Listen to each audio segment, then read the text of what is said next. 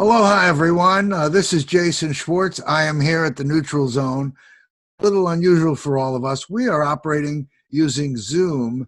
I'm here at my home office, and I have a guest who is also at her home office, Jenny PELL. Jenny, thank you for joining us and being here on the show.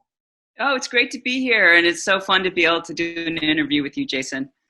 Thank you. You know, I normally I'm a little awkward, so it's really, if it seems odd to any of you out there, it's odd to me too. Just a matter of figuring out how to make this all go smoothly. So when you see it on TV, if it's a little blurry, you'll have to tune in again. But Jenny, why don't you tell our audience who and what you are and why we got together today? Because I'm sure you can put it in a nutshell. Well, I'm a many decades long permaculture designer, consultant, and educator. And over the years, I've really shifted my focus from different types of farm consulting into agroforestry, climate resilient farm design. And then in the in the COVID crisis moment, we have shifted really radically, with the meaning of that root word of radical, into helping people develop their backyard food gardens. So let me just stop for a second. You have an organization. What's the name of the organization? Yeah, I sit on the board of an organization, Food Security Hawaii, and our project name is Ohana Gardens. Okay, so funny as it seems, I always feel like I was born ahead of my time. In 1991, when I started this nonprofit, Maui Arts and Music Association, my neighbor, they had a business called Eden Gardens, and they helped people start gardens. 1991, people, okay? So had we started some of these things years ago, we wouldn't be where we are now, which is, do we have 2 weeks of food here on the island if the no, absolutely not. So this is the challenge. Many food advocates, farmers, all the people across the Hawaiian Islands who've been engaged in encouraging and promoting food security, not just because we want dignified living wages for organic food in our islands, but because we recognize that we import over 90% of our food. We're utterly, completely food insecure here as an island community. I want to wake these people up out there. Did you hear what she said? 90% of our food is not supplied from on our islands. That means 90%. And we knew that this problem existed for the last 3 decades. And here we are, like Americans seem to like to do. Something has to bite them before they wake up. So here, let's wake up, people. Excuse me if I scream. We have 90% of our food not from here. And Jenny has an organization that they want to encourage you to start growing your own food, start becoming part of this solution now. It isn't too late. Yep. So, in the Hawaiian Islands, and we live in Maui County, we have a year-round growing opportunity. Right? So we know that we can have 3 to 4 crops a year round with sun and rain, as long as we don't run afoul of a compounded emergency such as a hurricane. But it's, in the climate crisis moment that's meeting COVID-19, we're already looking at what did emergency preparedness look like before a pandemic? We were woefully unprepared. Here we are in a pandemic. If, for example, like 2 weeks ago, we had the tsunami warning, well, let's just say that something happens to disrupt our supply chain somewhere else. So in one of the key ports that delivers things to Hawaiian Islands, if they go down because all the dock workers are ill, like the meatpacking plants, right, are happening right now, where we've had the largest meatpacking plants are all closing across the country because they've had radical outbreaks of COVID-19 within their meatpacking plants. So if we have 1 disruption or 2 disruptions to our supply chain, not even starting from here, we're challenged again. So what do we do now? We're looking at, we recognize the problem. We've known about the problem. We've been trying to get state and county leadership to fund agricultural initiatives, and it's been very challenging. And I think that, at this moment, while they're debating whether or not to give the Maui Visitors Bureau $3 million to promote Maui tourism or support, for example, local food security initiatives, all across the county, people are saying, let's not fund the Visitors Bureau right now. Let's fund local food security. Well, Let's look at diversifying our economy to be resilient. And we can, at the same time we're being resilient, we can also be climate intelligent. We can be planting perennial crops that are going to start to address carbon sequestration, long-term perennial food solutions, and reducing our utter reliance on imported food that comes on diesel ships and diesel trucks. And so all of the food miles that they call it, all that's embedded in our very food insecure supply chain, we need to change that. Well, we're talking about a crisis here, but you've been doing this a long time. The first time I came upon your name, I'm a little slow. Albert Perez of Maui Tomorrow and I had a meeting because I was going to run for council. And when I wanted him to be my campaign manager, and when we sat and met, he said, Tasha's going to be running. I said, oh, really? Let me go talk to her. And I made a choice to stand aside. But at that meeting, he gave me a copy of your plan for food security. Malama Aina report, yep. Fantastic document. It's up on their website so people can go see it. Planning sensible solutions for this huge piece of land that is 45,000 acres that now Mahi Pono owns. And yeah.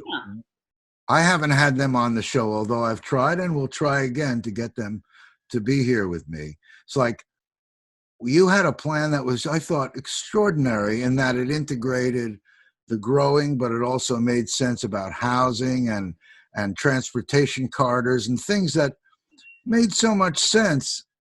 I wondered, did anyone ever look at that plan and try to put it into some kind of practice? So what happened with that plan was, before they announced the closure of sugar, a lot of us were looking at the huge, $30 million a year financial losses being incurred at HC&S. We knew that shuttering sugar was coming. So we wanted to get ahead of that curve. And they commissioned the Malama Aina report to what would it take to transition all of that land into regenerative agriculture? What does that look like? How do you do it? What kind of food hubs do you need embedded in that? What kind of how much would local people buy? What is the export equation? Where's the case studies and the precedents that show how it works, right? And halfway into the report, they announced the closure of sugar. So quite a few groups, including Aina First and others, we tried very hard to put together a group of buyers to buy that land. I remember. Meanwhile, while we were knocking on A and B's door saying, hey, we have potential buyers, we want to sit down with you and negotiate buying this land, they were already in no bid contract negotiations with Mahi Pono, but didn't tell anybody.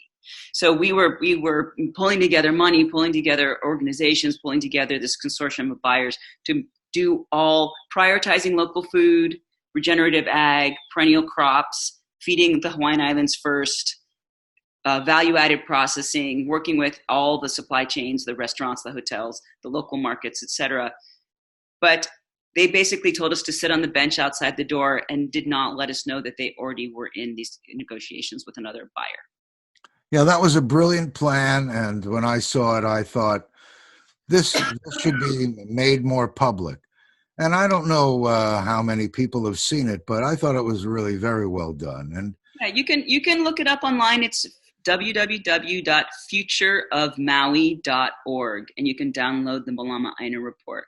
That's important. I have actually reached out to Mahi Pono in more than a few ways and said, we'd like to hear from you in this pandemic crisis about how you're pivoting to serve local food needs. And we're looking forward to seeing your announcement about how you are also changing your farm plan to help feed the Hawaiian Islands. nothing. They did not respond at all. So even their community outreach leadership did not even answer. Well, that's a really first question. They hired Tiari Lawrence to be their PR person. I've never gotten a response back from her. I have been very, very gentle and I think loving in talking with Shan Tsutsui and trying to get things going on. I heard great things about what was his name? Russ Nixon? Larry Nixon. Dennis Nixon? Yeah. Larry Dixon. He's gone. I've heard all kinds of stories, and none of that matters except that we still are, all of us, very open to being supportive of Mahi Pono. But now that Mahi Pono, which really could do a lot, especially working with people like you and other groups, there are lots of other independent farmers and people with backyards, but those independent farmers have started through, among them, the Hawaii Farmers Union, but you'll tell me there are other groups of responsible farmers that want to supply produce and things for our local market. This is an odd time. Just before this COVID thing hit, many of you have seen on my show, I had an interview with Michael Smith. Michael is a regenerative agriculture guy who came out of Montana. There was a movie, Jenny, I think you remember, there was a movie called The Need to Grow, and he was featured in it because he was growing algae, creating a product of hydrogen and methane, using a jet engine to create biochar and phytoceuticals so that things grow like Jurassic Park. That's just one of many examples of things going on. And right in the middle of that, and I had a local farm group that was thinking they'd like to have it there at their location. In fact, we could get rid of invasive species. There was all kinds of great things going on. And suddenly we're all on hold. And just like your group, you've shifted to food security now and helping people plant gardens. You had shared with me that you were going to be, and I think you are, growing seeds and creating starts so that people that have blue thumbs instead of green thumbs can get out and do you help them till the land and you help them plant, or you just help guide them? Okay, so that's a great segue into sort of what we're up to. So I just want to just close my thought on that first question, which was Farmers Union has really jumped in to support farmers and to make sure that the food, that the crops in the ground right now, that their distribution and their supply chain is interrupted to hotels and restaurants, that food is sold in the local market. So they've been really stepping up to assist farmers, one, in getting the produce that they have out to be consumed, right? So they're right here in the local market. And what does it look like to expand those operations to feed local population? So I would say let's just put the Farmers Union there. They're in supporting farmers and the Farm Bureau as well, so that they're farm advocates, farm supporters. What we're doing at Ohana Gardens is we're looking at having a Maui County-wide iteration of Victory Gardens. Just like in World War I, and particularly in World War II, when people were called to do their civic duty to provide for their own families, within a year or two, those backyard gardens were supplying 40% of household food and vegetables and fruits and eggs and chickens and things like that. So we know we can do that here. We know that before the colonizers came, that the Hawaiian population fed its entire population on local food. We know that it's possible. And it's not to say that there weren't times of famine and drought, because there always are cycles of those things. So what does it look like to have a resilient, food secure Maui County across all of Maui County, Lanai and Molokai also, right? I like to eat vegetables. I'm a vegetarian. I want to grow vegetables. I don't want to just eat local Hawaiian canoe crops, even though I really enjoy them. We have the opportunity to grow all kinds of things in all our different climates. So we want to support people in their backyards to grow their own garden, and we really want them to be successful. And the way that they're successful is that they grow things that are, one, appropriate for their growing area. So if you're in Haiku or you're in Lahaina, you're going to grow really different things. Like you're never going to get cucumbers in Haiku, but you highly likely would have great tomatoes in Lahaina, right? So let's make sure that we're getting you things that are going to grow really well where you are. And we also have really different cultural tastes here. So some people are going to want to have a Mediterranean garden, and some people are going to want to have Asian greens, and some people are going to want to have indigenous crops. And so in our support of backyard gardens, we're going to have a couple key things that we're looking at. What's the easiest to grow? What grows well in your area? And what are your particular cultural tastes? So our concept is to do a seedlings subscription service. So let's say you had a small backyard or even a container garden, just in pots outside on your lanai. You would sign up to get a flat of seedlings every month. That's appropriate for your growing area and in your cultural palette. You could also opt to get a food-bearing tree every month or a bundle of perennial greens like moringa or chaya or katuk. These are things that you just stick in the ground and they grow, and they're very nutritious greens that just keep providing. So moving into very quickly into solutions, what's happened around the country and is now happening around the world is there's been a run on seeds. We anticipated that about 6 weeks ago, partly because my sister lives at the epicenter of the outbreak in Italy. So we were alerted really early on how serious this was going to get. And we put in an order from an initial donor. We ordered $1,500 of seeds. They're all here now.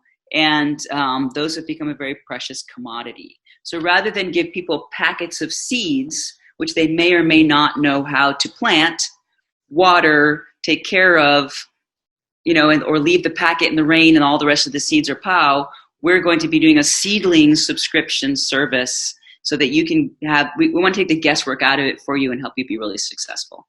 That's great. And I imagine with all people growing different things, there is, maybe you're doing it, a clearinghouse so that someone who grows tomatoes can trade with someone that has something else, because distribution and getting everyone to do what they do well in the right areas.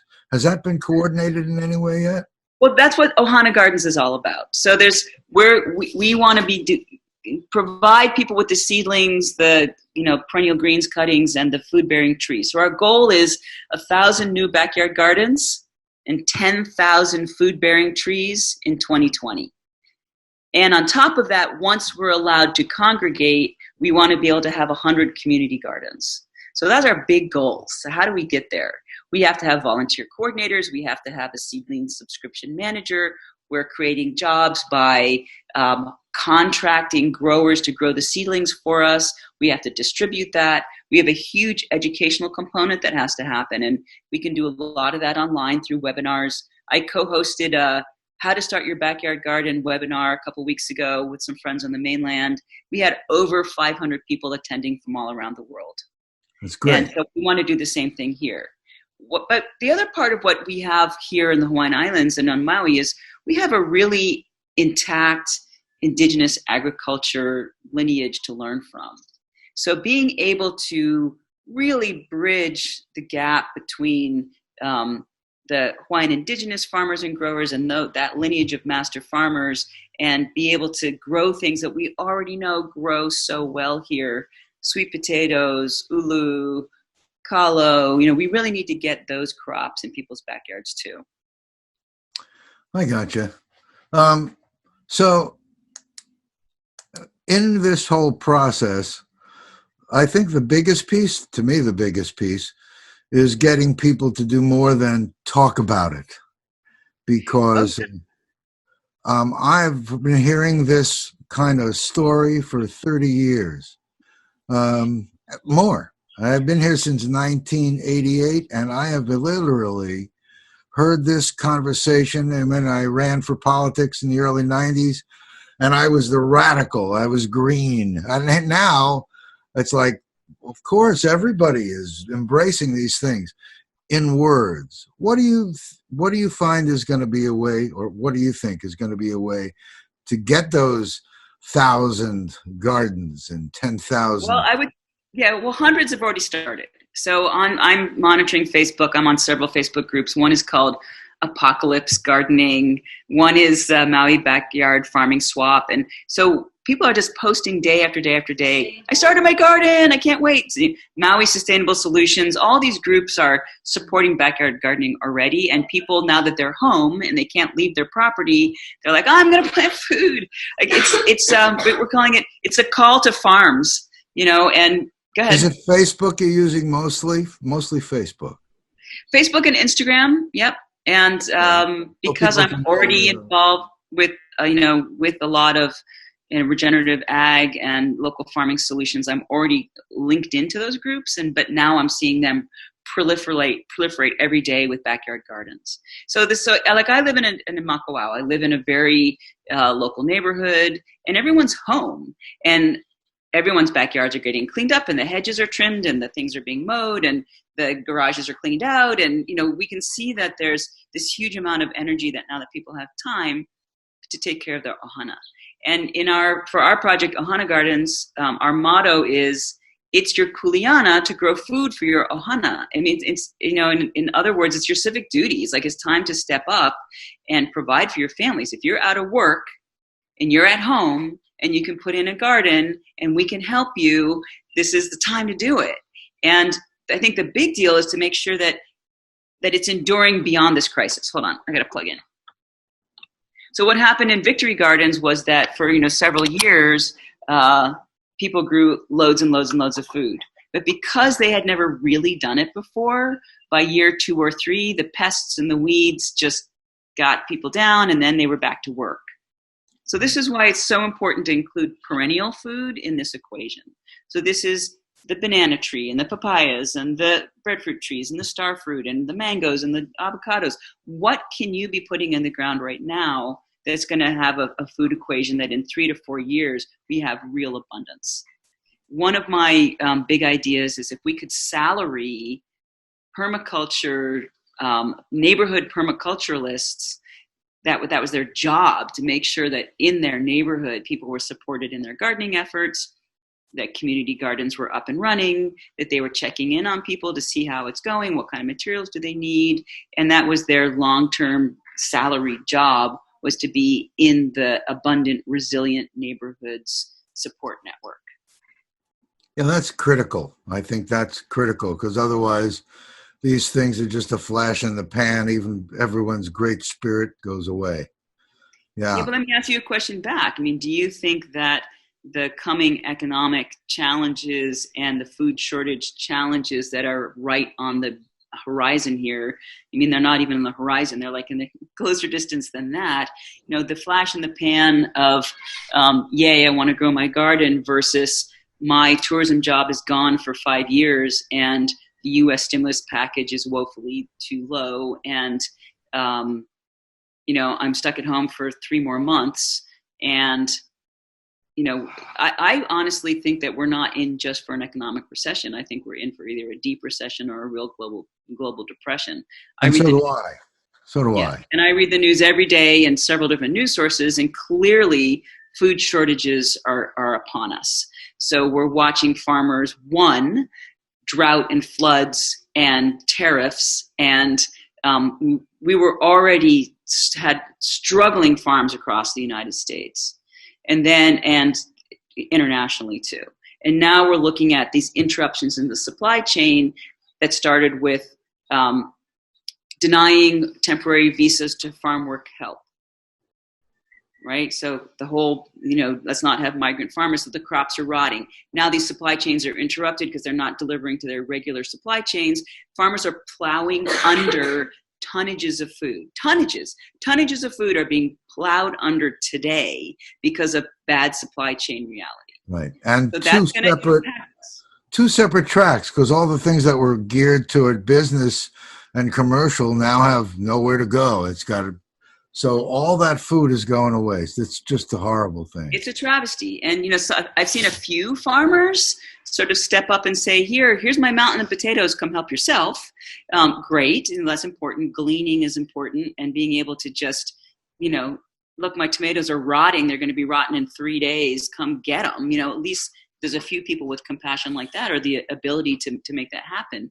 But what does that look like? The disappearance of the small family farm over decades and decades and decades, and that, get big or get out that happened in the 80s, the consequences of that are upon us now. So looking at as an island community, an archipelago community, what does that translate into actions we can take right now to build capacity for a resilient future? And that is, for me, it's organic.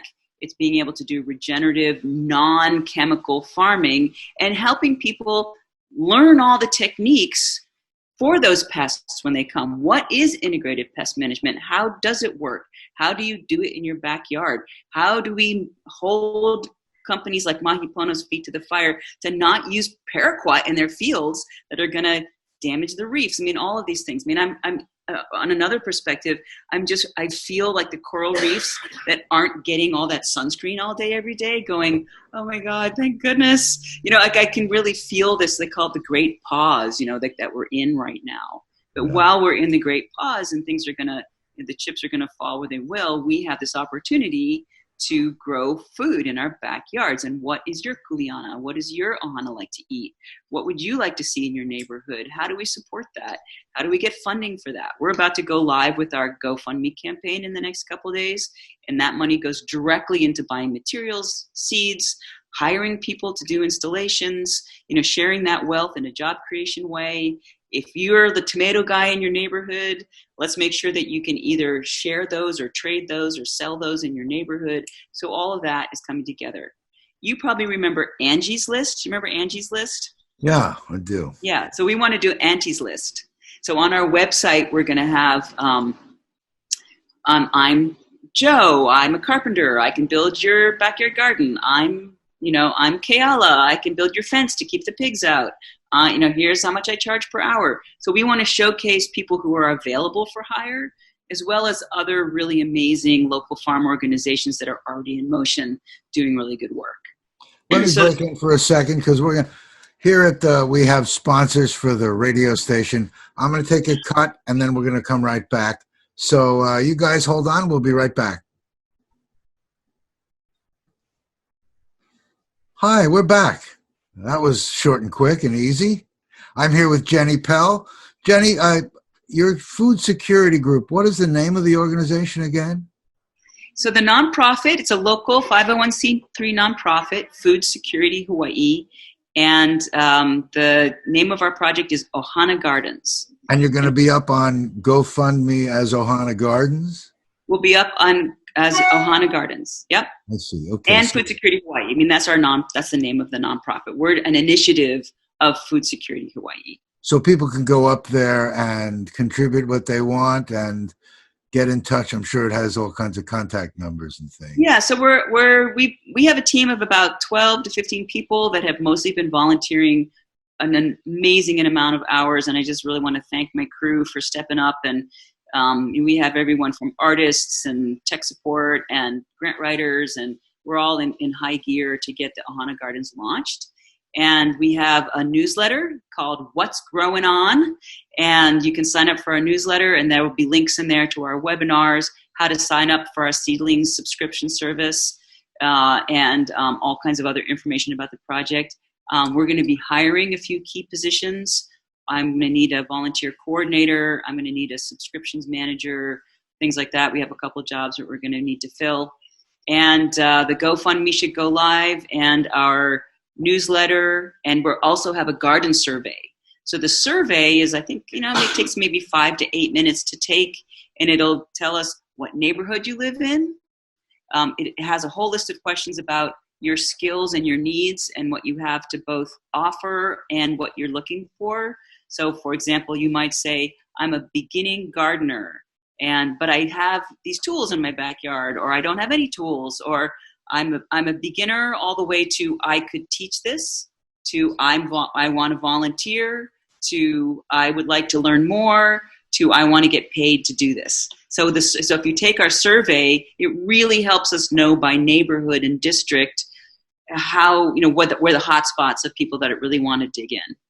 Where can people get to that? Is it ready for people to look at now, or is it all going to be coordinated through the GoFundMe thing, or what? The website is just going live, and the surveys are just going live. If you're on Facebook, the easiest thing to do is to like our Facebook page, Food Security Hawaii, or go on Instagram, hashtag Food Security Hawaii. And you can find our website, foodsecurityhawaii.org.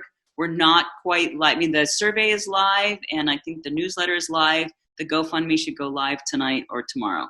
Well, what's nice about this is not live. And so by the time they're looking at this, these things will be up and ready for consumption. Great. Foodservicehawaii.org.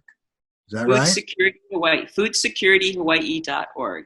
Plus, you can be found on Facebook. Good. Yeah. I hope that everyone realizes, and even if you don't have a garden and you'd like to put your 2 cents in and make yourself available, I'm sure you're open to hearing from them too, right? Absolutely. I mean, what I would love to be able to do is to gather the mana'o, the expertise of people who, I'll use, again, tomatoes as an example. I was the most amazing tomato grower 10, 15 years ago, but I've retired, but here's my secrets. We want to be able to showcase you in a webinar. We want to be able to learn from people in the community. One thing that I've been really keen on for many years is really looking at this in a lineage way. Like, how do we really develop a lineage of skilled people within our communities, embed those skills in our community so that over time we have these people that we can call on who are the uncles and the aunties who really know things that we don't in the general public anymore. Have you had much sharing with the college and the ag program they have there? That's a great question. I have one really great connection at the University of Hawaii, Gary Albitz.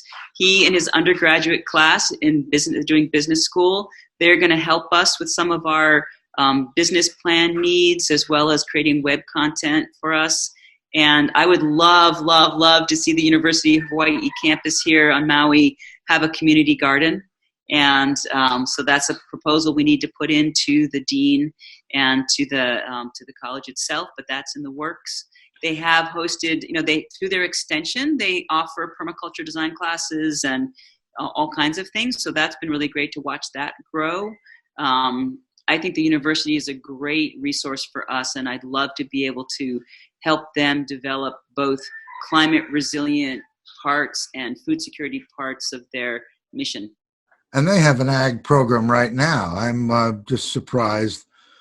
Maybe after our show, maybe we'll knock on their door again. But it sure seems like this kind of a program in coordination with a place that is grinding out people that we hope have something to do when they get out of school and they'd like to stay on this island.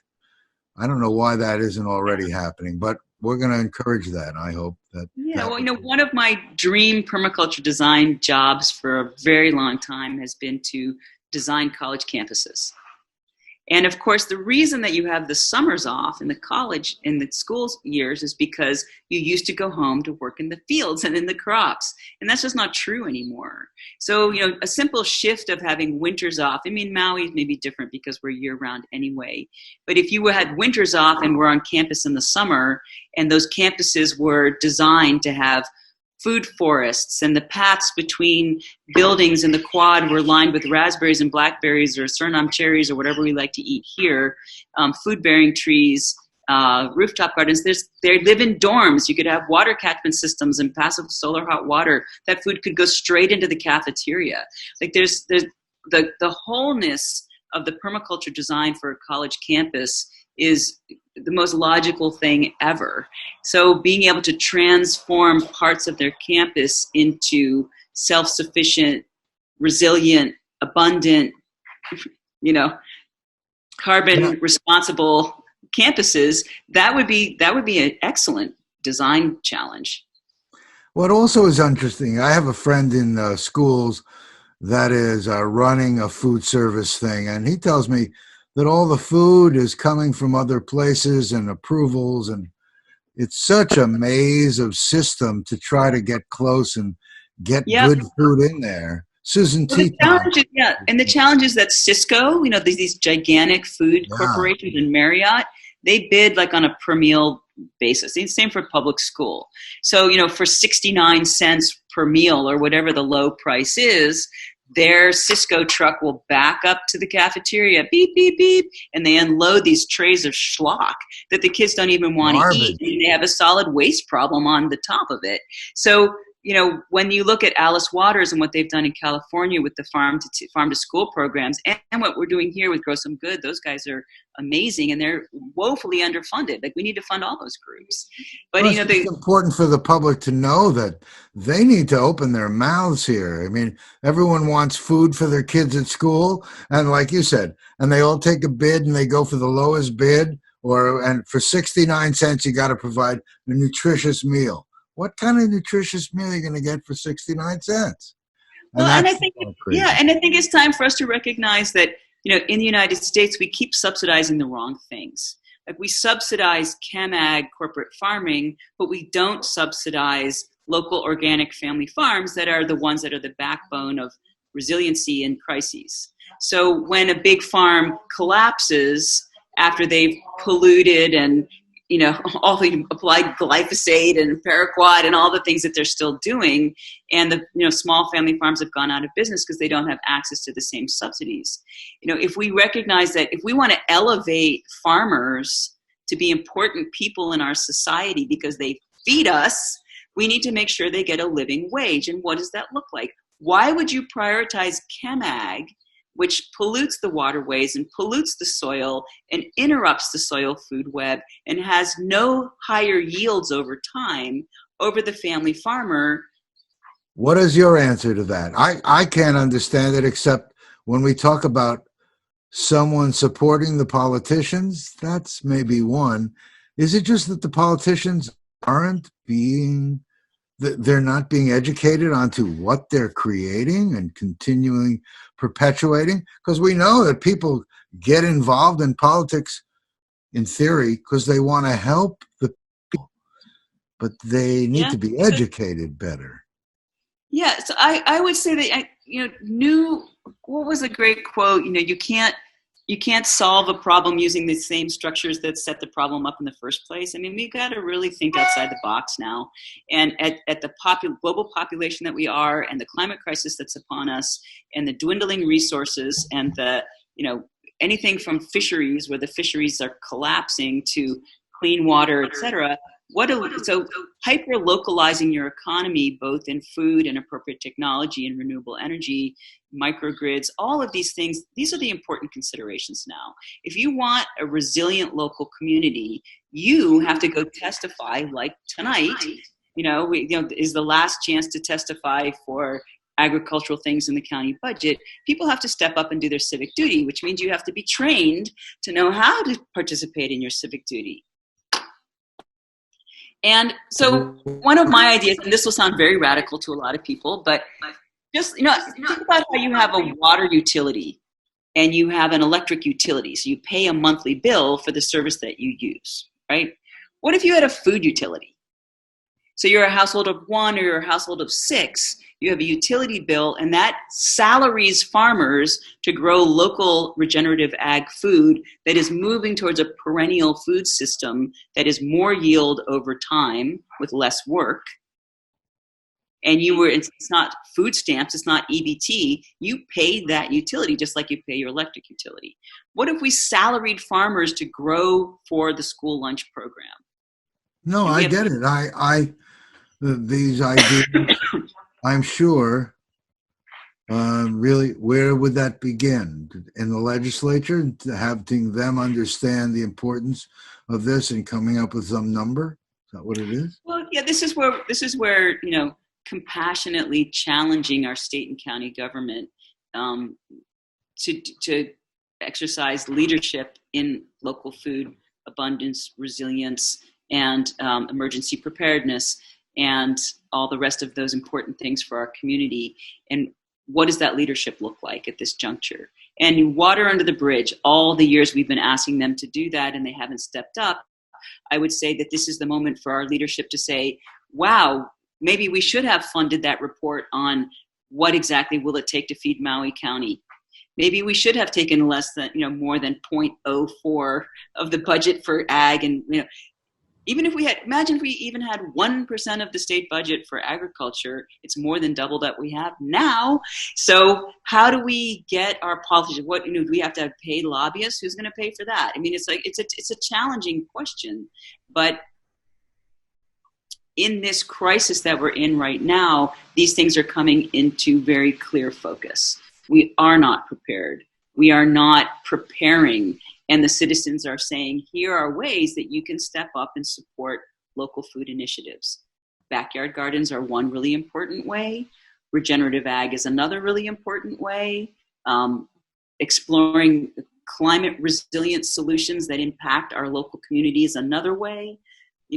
Setting up aggregation and distribution centers through food hubs is another way. Like there's all these key things that people in this county have been working on tirelessly for a pittance. It's like, how do we support these really important local jobs in a job crisis, right? That's going to have real enduring results. And you're right. It's not just flash in the pan. They have to be designed to be enduring. I'd like to also somehow find a way to have people being paid in something other than dollars for these jobs so that we can expand based on people's services and value. Because coming upon dollars may not be around and available, but having other things. Well, I'm glad you brought that up, because one branch of Ohana Gardens is working on a local currency. And we have one of our advisors is an economist, Fernanda Ibarra. She's been working with us to explore what is the most long-term local community, local currency that we can do. And so the law says in the United States, you can create your own money within your county as long as you only spend it in your county. So we can have a county-wide local currency, Maui bucks or whatever we want to call them, and they could be a coin or they could be a piece of paper or they could be, there's all kinds of ways to develop local currency, but that's something we're looking at right now in our project. Good. I know that there's a lot more we can talk about, and we are chewing up an hour of time here. So right now, probably, I think it would be important for me to give you the floor to talk about what you think is most important that you really would like our audience and viewers to take away from this as their next steps to do. Does that seem okay? Yeah, thanks so much, Jason. I appreciate that opportunity. As someone who's worked in local food solutions for many decades now and tried to help farms move into organic and perennial regenerative agriculture, Maui County has a really, really unique opportunity to shift into a diversified economy that elevates indigenous agriculture, local regenerative agriculture in ways that support us and our ecosystems across our whole county. When you do the right kinds of agriculture, you don't damage your watersheds, you protect your reefs, and these ecosystems that are ultimately are what provide for us are the things we have to really keep in mind as we make these agricultural choices moving forward.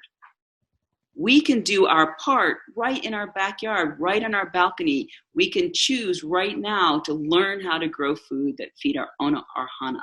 We can become a repository of knowledge ourselves of some important skill that our community needs.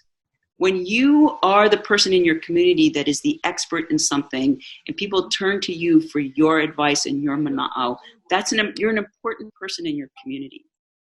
So when we talk about let's all have a potluck and belly up to the table, it's like, what are you bringing to the table? So if you can't just expect to belly up to the table and fill yourself up and leave someone else to do the dishes. Like, you have to actually bring something to the table. You have to bring a skill, you have to bring materials, you have to bring your knowledge, you have to bring your willingness to learn, you have to bring your surplus. And from that abundant table, we have enough to share. So I'm asking my community, please think about how you might participate in this great shift that's upon us.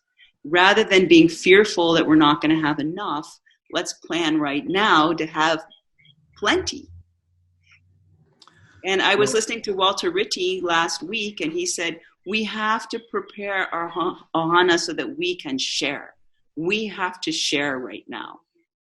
Well, it's funny you bring up Walter Riddy. There is a crisis in Molokai going on right now. I don't know why. When I heard the name Walter Riddy, it brought it up. There are people there, the couple of people I know that are homeless, and the community in Molokai has no markets. They have supposedly places for homeless and help, but nothing going on here. This is someone I know very well who's out on the streets, and it's just all that aloha seems to have gone away in Molokai.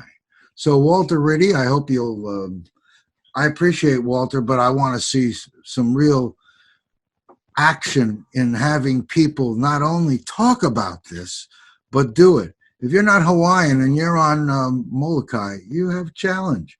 The prejudice and the things that have been going on in our community, maybe it's a side and stepping into a different subject, but we really have to learn to love each other.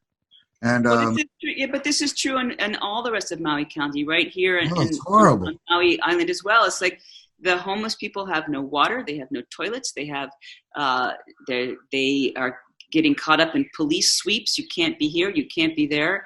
It's a dire situation. There's no leadership, and so we've been, we're monitoring that, through our friends and through our contacts that work in these organizations, and it's really, really important for us to take care of the people who are challenged and are homeless and houseless, and for whatever reason, whether they just can't pay the rent anymore. And if we don't have programs that are going to help people stay in their homes, that homeless situation is going to explode in our faces. Well, and it's the interpersonal stuff that we have to, when you see someone that's hungry, help them. When you see someone that has a need, think about helping. I mean, like you said, you don't want to come to the table and say, okay, what's here at this table for me? Isn't it, was it John Kennedy? God knows. Hopefully you younger people know who that was. That was our president who said, ask not what your country can do for you. It's what can you do for your country? What can you do for your community to make this a better place and elevate the mood so we all help each other? Because there really should be no shortage even now in what we're doing. But we all hoard things and polarize and the things that... Yeah, but that's the thing about food. It's like you can't really hoard your bananas. Like you got to eat them now or they're going to go bad. And so, being able to set those systems up, in a community and in a culture that the foundation of that culture is Lokahi and Lalima, right? And Kuleana and Malama. And maybe this food, yeah, it's great. You're right. And in that understanding and solutions in the food area, maybe we'll adjust our values in lots of areas. Yeah, I know. I'm hopeful. I mean, I put myself in the apocalyptimist camp. It's all going to hell, but it's going to be just fine. And so, in that spirit of it's all going to be fine, it's only fine if you help make it fine. You yourself, in your family, in your neighborhood. And what are you doing today to make that happen? And I know that we're all under enormous stress from this pandemic crisis. And, one of the things I love about gardening is that it's really a balm for the soul. Like we get out there in the garden and, I've expanded my kitchen garden 3 times in the last few weeks. And everybody's helping and neighbors are giving us soil and we're leaving all our extra, avocados and neighbors pick them up. And like we're part of that, even in this little small way, like it feels really good. And I'm looking at putting a garden right at the end of our driveway, an Ohana Garden, just so people can see it when they go by and just to showcase that, give people some inspiration. Well, Jenny, thank you for all that you've been doing, and thank you for leading this charge toward food security and for all that you've done now and will be in the future. Foodsecurityhawaii.org. And so many of you who will be seeing this, you can go right up there and jump on in with both feet and be involved. Great. Thanks, Jason. I really appreciate you helping us getting the word out. It's important. Absolutely. Thank all you guys for joining us. We're going to leave you, and we will see you again, and we'll have Jenny on, and we'll see how things are going, and we'll be encouraging you more, hopefully, to do something that you're going to want to do. It's going to feel real good. Thank you, Jenny, for being here on the show. And thank you guys for joining us. Aloha. Aloha, everyone.